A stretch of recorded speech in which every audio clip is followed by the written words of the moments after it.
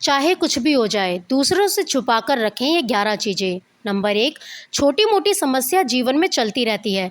पति पत्नी का संसार व्यवहार गोपनीय रखना चाहिए। बहुत से मूर्ख लोग अपनी पत्नी या पति के साथ उनका व्यवहार कैसा है, यह भी दूसरों को बताते रहते हैं। आप अपने परिवार की बातें हमेशा गुप्त रखें, अन्यथा सुनने वाले जो मज़े लेकर हट जाएंगे लेकिन आप पछताएंगे। नंबर 2, बहुत से ऐसे लोग हैं जो अपने घर में हर किसी को एंट्री करने देते हैं और घर के कोने कोने से सभी को अवगत करा देते हैं।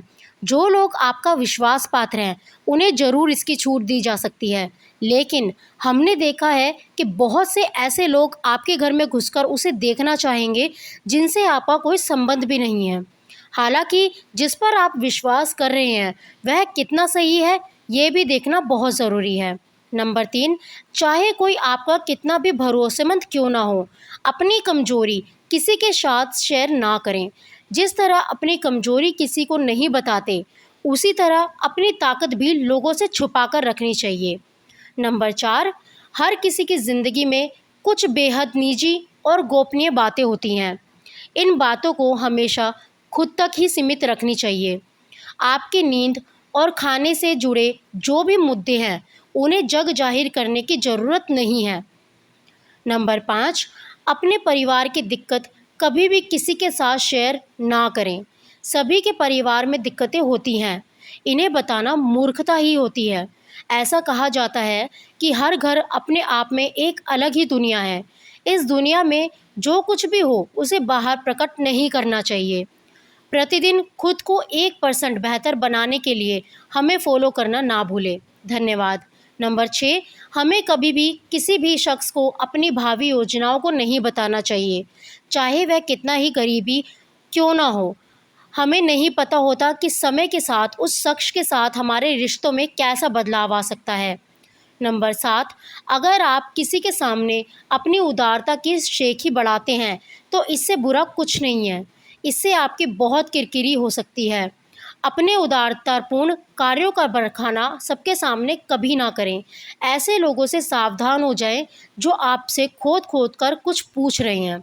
नंबर 8, आपका प्लान आपका ही प्लान होना चाहिए। कोई आइडिया परफेक्ट नहीं होता है, और अगर आप किसी को अपना आइडिया बताते हैं तो शायद आप आलोचना का शिकार हो जाएं, या फिर कई बार ईर्ष्या की वजह से सामने वाला शख्स आपके प्लान को पूरी तरह से निकाल दे और आप हतोत्साहित हो जाएं। इसलिए जब तक आपके प्रोजेक्ट अंतिम चरण में ना हो, तब तक किसी से उसे शेयर नहीं करना चाहिए।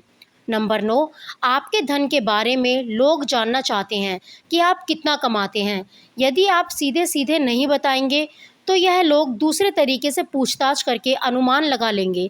इसलिए आप अपने धन को जितना हो सके गोपनीय रखेंगे तो आपके लिए ही अच्छा होगा।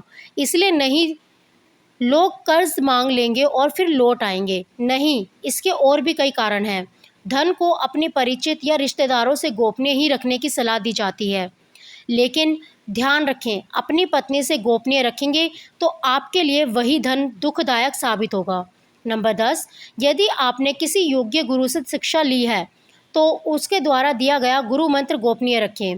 हालांकि गुरु मंत्र कई प्रकार के होते हैं, जैसे किसी ने आपको कुछ ज्ञान दिया या कुछ हुनर सिखाया, वह भी गुरु मंत्र है। नंबर 11, आपने जो भी दान दिया है उसे गुप्त रखेंगे तो ही आपका लाभ मिल सकता है।